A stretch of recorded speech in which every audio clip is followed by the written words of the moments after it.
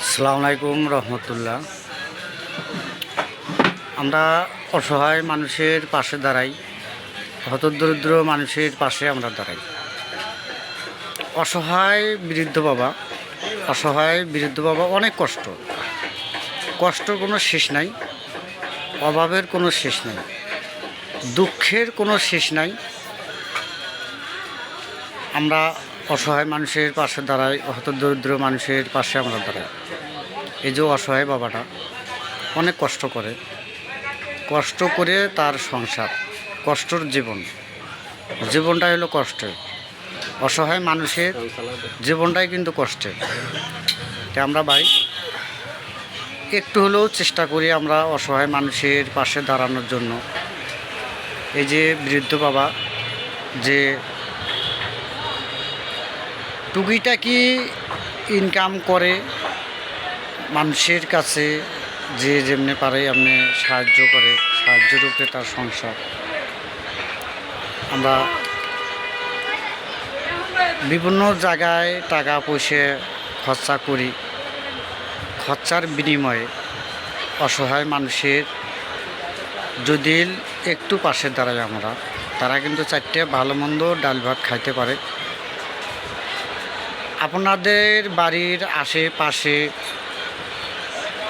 গ্রাম অঞ্চলে আপনারা খোঁজ খবর নিয়ে দেখেন অসহায় মানুষ কে কীরকম করে চলতেছে, কে কীভাবে সাহায্য চাইতেছে, তাদের পাশে আমরা দাঁড়াই।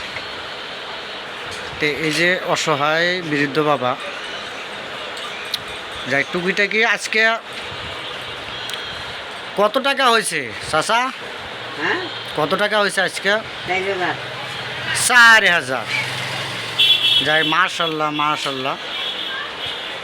যে যেখান থেকে ভিডিওটা দেখতেছেন, ভিডিওটা দেখে আপনারা শেয়ার করে দিন অসহায় মানুষের পাশে দাঁড়ানোর জন্য।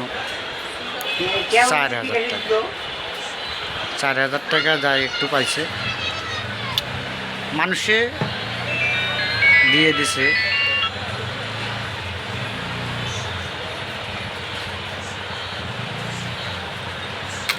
তে আপনার বয়স কীরকম হবে চাচা? বয়স 95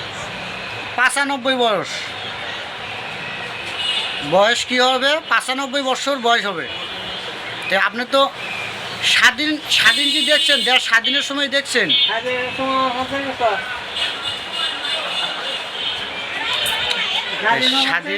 স্বাধীন দেখছে। স্বাধীনের কথা আমরা কিন্তু বলতে পারি না, অনেকের লোকেরাই বলতে পারে, আমরা কিন্তু স্বাধীনের কথা বলতে পারি। তা ছেলে মেয়ে কয়জন আপনার? ছেলে মেয়ে 5 মাইয়া। কয় মাইয়া? 5 মাইয়া। 5 মাইয়া।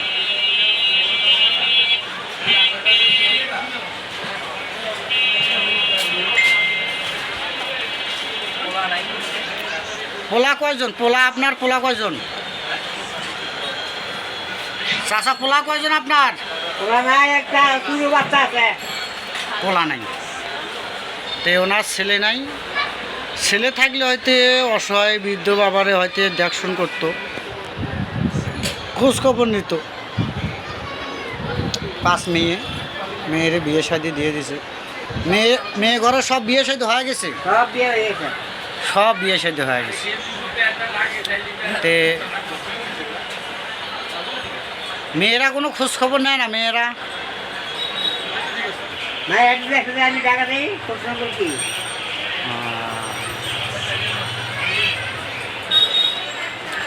তা আপনি এই টাকা পয়সা দিয়ে কি করবেন? আপনি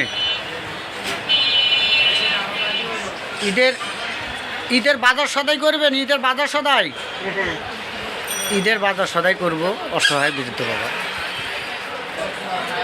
তে কাকি কই থাকে? কাকি দেশে থাকে। কাকা হলো ঢাকা থাকে, ঢাকা শহরে রিক্সা চালায়।